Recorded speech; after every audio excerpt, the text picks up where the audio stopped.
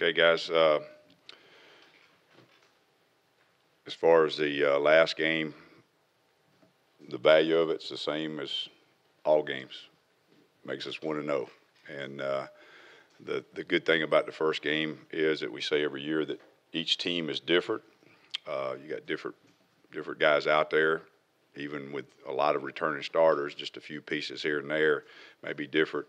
And you find out those guys' strengths and weaknesses, the things you need to improve on, which we've got a pretty good list of, but that's pretty standard for the first game of the year. And the biggest thing is that our guys were relentless in their effort. I thought we tackled well. We had a big emphasis. We had gone from real high 2 years ago in red zone defense. Last year it dropped some spots. And, that's just a few plays in red zone defense. Just a few plays in a year will drop you considerably. And so we challenged them with that to be better in red zone. And obviously when you're there 6 times, that's a few too many times. But when you're there 6 times and they score 1 touchdown, obviously they've taken the challenge pretty seriously. But we played a very, very, very good football team, very talented football team. And the best thing is that we came out with a victory.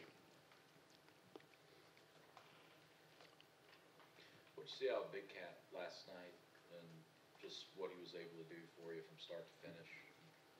Yeah. Well, Big Cat Bryant is a talented young man. He last year had there was a little bit of a transition for him, as there will be for a freshman, but he worked hard in the weight room, got bigger and stronger. And he kind of his body type kind of fits the buck position. He's really kind of taken to it. He's a good pass rusher, but he's also good in coverage. We can drop him a little bit more in coverage than we've been able to do, and so he fits the position very well.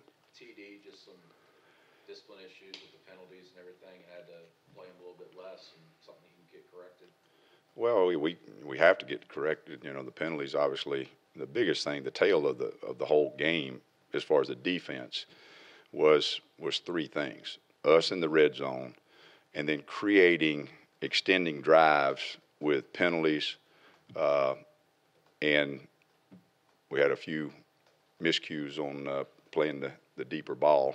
They didn't knock the top off the coverage for a touchdown, but they did have the throw and catch. And now I will say this: there's a couple of those that why they call Browning the most accurate quarterback return in college football. He threw press a ball, but those are the things that really we've got to clean up quick. But TD's a talent. He will. He's very coachable, so we can get that cleaned up. Kevin, how did your linebackers play for you? Well, they played. We played 3 linebackers in some sets, and they played. I thought they played well. Obviously, we had. I think 2 runs that kind of popped, not big, but popped. Minus those 2 runs, it was pretty tough sledding. And so that's because those guys in the box are doing their job. You got to be in your gap. I know you've talked before about how the worst thing that happens is allowing someone to score right before halftime and then right out of the locker room. And Washington scored right before halftime. What were you thinking? What were you saying at halftime? Well, pretty frustrated in terms of that happening. Anytime they score in a 2-minute drive before half, that's frustrating. But it was all correctable stuff. It wasn't anything to panic on. It wasn't not lack of effort, lack of focus. It wasn't any of those things. Just a few things we had to correct. When Fuller was clearly the leading receiver coming in, Kevin, and you knew that they were going to target him a lot. Right. And they targeted 12 times to get to him 7, so it's nearly 50-50, but nevertheless 7 for 130. Right. How did you feel about the coverage on him for the night? Well, obviously, if he catches 7 balls for 130, that's a little bit more than you want. But, we had good coverage on him a lot of times. A lot of times had good coverage on him. And then we had a couple of times where the quarterback really delivered a very, very, very catchable ball and hard to defend. And then we had some things where the issue, and everybody wants to talk about the top end of it, the issue on those, every single one of them except one, every one of them but one, the issue occurred in the first 3 steps of the down, not on the back end. If you don't win it, if you don't win the first 3 steps of the down, it's hard to play the back end. And you know, you let things get out on top of you, now you get in a foot race. Kevin, you talked about depth in the secondary. It got tested pretty good with you know, Javaris getting banged up. And Yeah. Jabel already. What was it like there late in the game? With you got Smoke on the field, all Yeah. those guys. Next guy up, we practiced that way. Yeah, I think the last time I was in there, I told you that we practiced, you know, so guys not being in there and rotating guys. We practiced a good bit, really, more than probably I've ever done in terms of practicing for, okay, this guy's out, this guy's in, and rotating them. So, hey, you just go. How did Nick Coe play? How did Nick Coe play against Washington? Nick Coe. Nick was actually the most productive guy in terms of production points. He had the most production points, not by a long way. Darryl and Daniel were right there close to him, but those 3 were considerably higher than the 4th guy. But Nick was very productive. Probably in my mind, everybody's got their own opinion, but in my mind, probably the biggest play in the game was the speed option, in which Nick knocked the ball loose, and they got no points out of that. That was huge. He said that was something that they had done a couple times before, something he knew. He was maybe a little bit timid the time before, but he knew to go after it that time. Well, no, they had not run the speed option before. He said it was an RPO that he had noticed. Yeah, well, that wasn't an RPO, that was a speed option.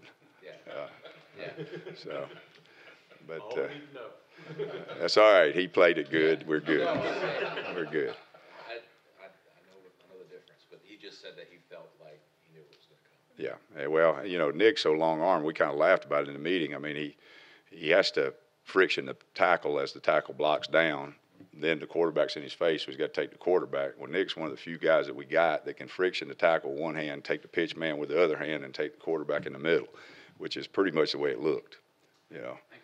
Kevin, one quick question. You said you had a long list of things you want to work on. What are 2 or 3 of those main things? Well, what we talked about, you know, the first 3 steps of the down in some of our coverage, and then the top end of things of being, you know, in position, and then the mechanics of how to get in phase, which we've worked on a bunch. We've seen it a lot. It just got real bullets getting fired. And so, you know, we got to clean it up. It's not the same as practice. And so the top end of the route and, you know, defending the defender and playing the ball, then, you know, probably the biggest thing in terms of those are the things that pop out the most. And then the penalties, you know, the penalties are going to happen. We want to be, you know, our goal is to be the least penalized team in this league. But, you know, obviously there's going to be penalties. But,